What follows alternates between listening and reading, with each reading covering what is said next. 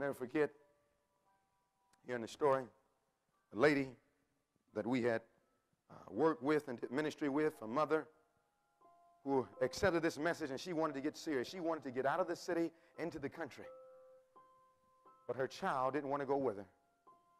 Her child had got caught up in city life, was upset with the changes that were being made, and didn't want to revive and reform. And so the child began to start getting rebellious. Didn't want to go to church, didn't want to do anything that the parent was doing, and that parent had moved out. And all of a sudden, the child ran away and went back to the city. Mother was sad. She was praying for that child.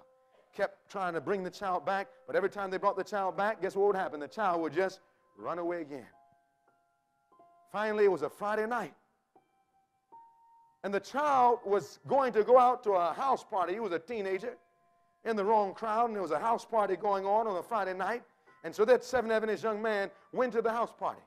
His cousins knew about the house party, but they were giving their heart to the Lord, and they wanted to bring their cousin back from the house party and try to bring them to Jesus. And so the cousins found where that house party was held, and the cousins went there.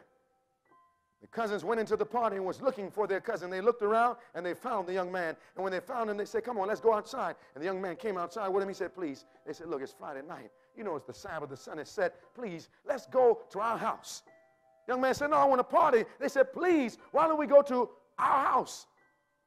And they fussed with him and restrained with him, and they had a close relationship, so they kept talking back and forth. And finally, the young man said, okay, I'll go back with you, but let me just go back in and do something else real quick, talk to this person. And so he went back into the house party.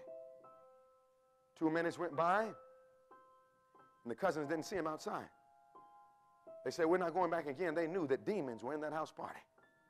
And so they stood outside, and they were praying. They said, Lord, please bring our cousin back out. And they began to pray and plead and pray and plead. 5 minutes passed, 10 minutes passed, 15 minutes passed. They said, okay, he just went back in there. He went, played. They said, okay, well, I guess he's not going to come. And so they left and went back home. Immediately after they had left, when that young man had went into the house party, he went and started dancing with some more and partying around. And about 30 minutes later, a young man in the house party took out a gun, put it straight up in the air. He wasn't trying to shoot anybody. He simply said, cut off the lights. Let's have a good time. Let's party. He cut off all the lights, shot a gun up in the air. Boom, just one shot. Boom, went straight up in the air.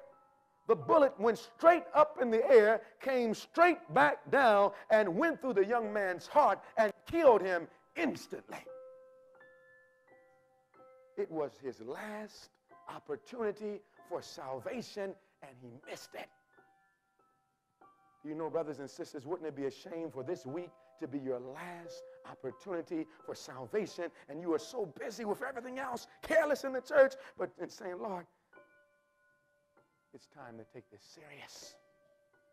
Tomorrow is not promised. I don't know about you, but I want my calling and election to be made sure. Don't you?